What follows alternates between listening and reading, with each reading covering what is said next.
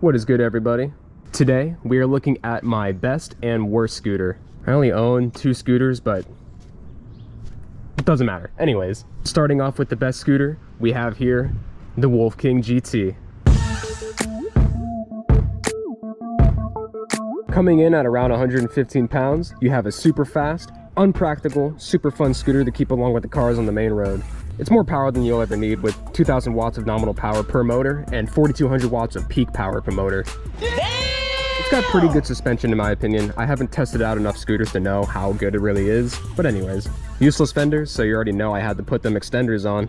It's basically just one of the most fun, most fast, and most good quality scooter you can buy for a reasonable price. And now, taking a look at my worst scooter, we have the Ninebot G30 Max.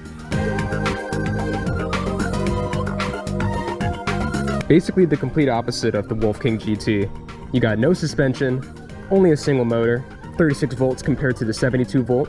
You got single stem, 10-inch tires compared to the 11-inch on the Wolf King GT. This was actually my first ever scooter. We all got to start somewhere, right, guys? This is the gateway scooter that eventually got me into this. It's served me pretty well, and it actually makes for a very practical ride. Short trips under 4 miles are best for a scooter like this, in my opinion. Well, all right, let's go out and test out both of these scooters. Starting off with this massive hill that I gotta conquer. Alrighty, and here is our little test hill. It goes up there. Bro, how is that only 8%? This hill is pretty steep, and then this thing's only telling me it's 8%? There's no way. Well, it's telling me 9 now. All right, guys, this is a 10% grade hill, okay? All right, max mode, sport mode, this many watts of peak power. All right, 3, 2, 1, go.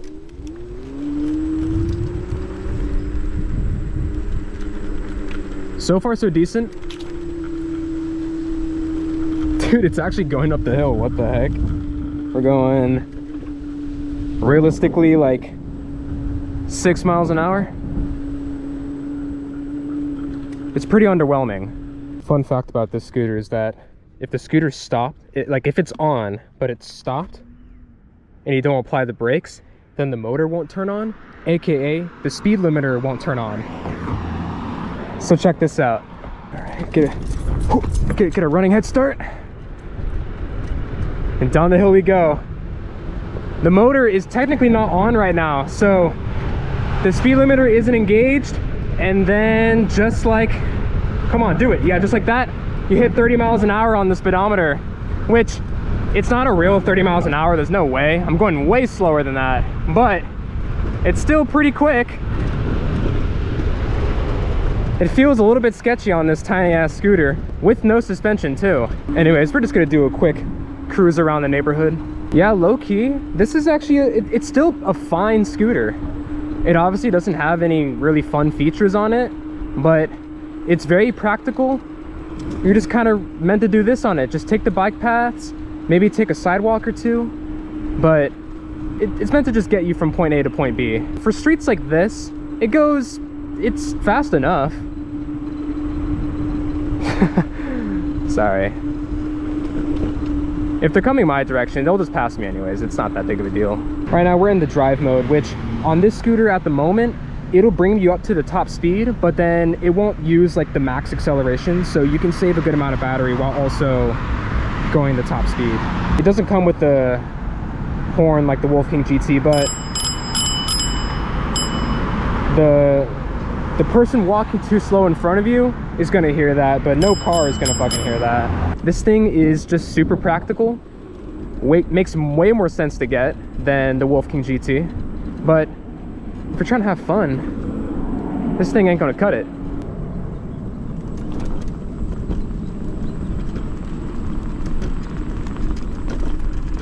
Yeah, like of course it doesn't feel great, but the scooter does have tubeless tires. They're 10-inch, and it does a decent job of like masking the bumps and stuff. Oh yeah, so fun fact, this scooter doesn't actually fold. Riddle me this, Batman. Where's the folding latch? Did it used to be here? This scooter is honestly kind of a mystery. Like, another fun fact, I actually got this scooter for free. I paid zero money for this thing. My older cousin's boyfriend was using this scooter to just get like snacks and shit from the corner store, and he had originally bought it from a homeless person in San Francisco for like 250 bucks, which great deal by the way. And then unfortunately the very first owner of this thing, I'm assuming, had it stolen, because I mean, look at this thing. There's like this metal tape that covers the little reflectors and shit. The scooter is so stolen. You got no reflectors on the side right here. All this is just like shaved off with some power tool. Came with no silicone padding on it. It was just raw, like, I guess plastic or metal. So I put the grip tape on. Alrighty, and here to test out the Wolf King GT now. I know it only says 2 out of 5, but just trust me, it's the max mode, okay? 3, 2, 1. Let me actually stand up on it. Go. Oh my God. Oh Jesus. Oh yeah, way more power. So cool thing about this scooter, you don't have to do any of that baloney to get the extra speed. There's no speed limiter on this bad boy. Yeah, the difference between these scooters is literally just night and day. I think he liked the scooter. It just feels like a complete fucking beast. You're standing up way taller, but still low enough to the ground where you have nice balance. The handlebars are much taller. It's very comfortable for me. I'm standing at around 6'1", and I think I weigh like, I don't know, like 180 right now. So I'm a decently light rider, and this thing just pulls me off my feet.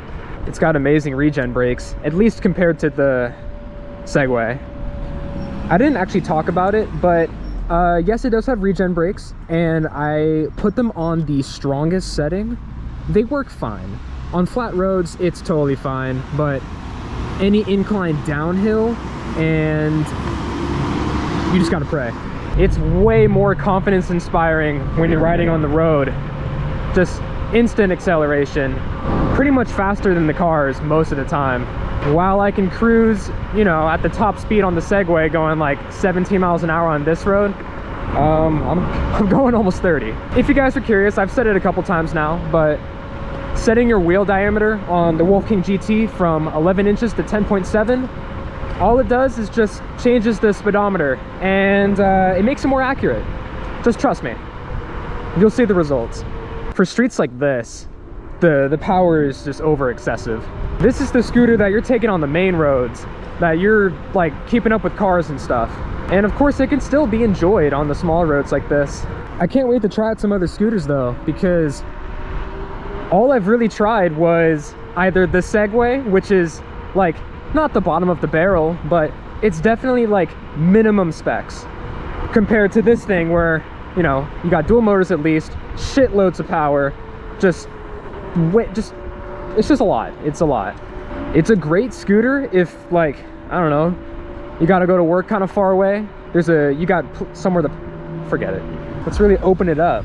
Oh, thanks. Green light is very convenient.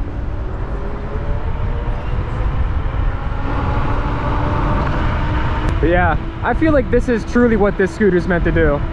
It's got the good acceleration. It can hit that top 60 miles an hour, which is pretty cool.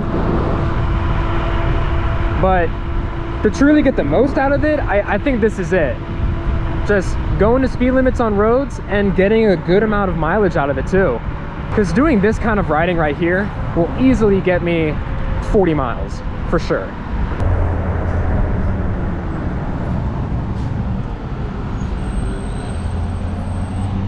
These regen brakes do a great job of stopping, and then it'll make my brake pads last like a much longer time too. On my first set of brake pads, I was able to get 3,000 miles before I had to change them out. And they weren't even that worn too. Like they were getting there, but they weren't like completely scraped off.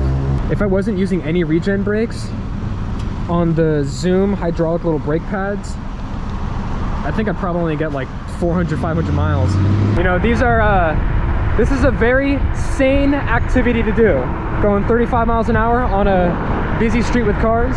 If scooters really take off and it's like a super, super huge thing, I don't really think this is gonna be super popular, I bet you 90% of people are just gonna have like what is basically a Segway. Something maybe a little more souped up than that. I can appreciate a good high-speed bike lane. That's not a real thing, right? But anyways, I only call it high-speed because they make it really wide, and yeah, it makes me feel comfortable going 34 on it, is basically what I'm trying to say. I don't think it'll happen that soon, but my front tire is starting to go bald. When it does go bald eventually, just like me, I'm gonna replace it and put a PMT on there. All in all, this scooter is definitely just better overall, as in terms of raw performance. Practicality, I think the Segway wins. It's way less powerful, way less fun, but it makes a lot more sense to actually own than this. Anyways, it's all down to preference. Me personally, I'm choosing this for sure. Anyways, that's probably about it. I'm just gonna ride until the battery dies and get myself stranded. And yeah, I'll be seeing you in the next one.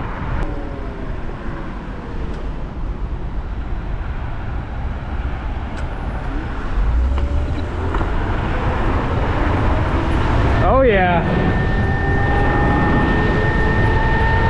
Way faster than the cars, boy.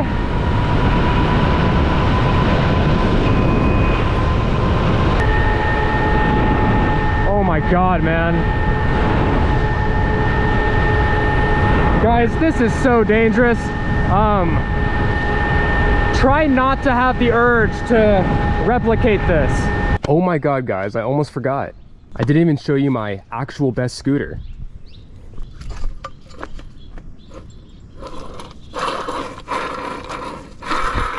It's the Barbie kick scooter, coming in at 70 miles an hour, only weighing, what, like 5-7 pounds? This bad boy can easily beat the Wolf King GT.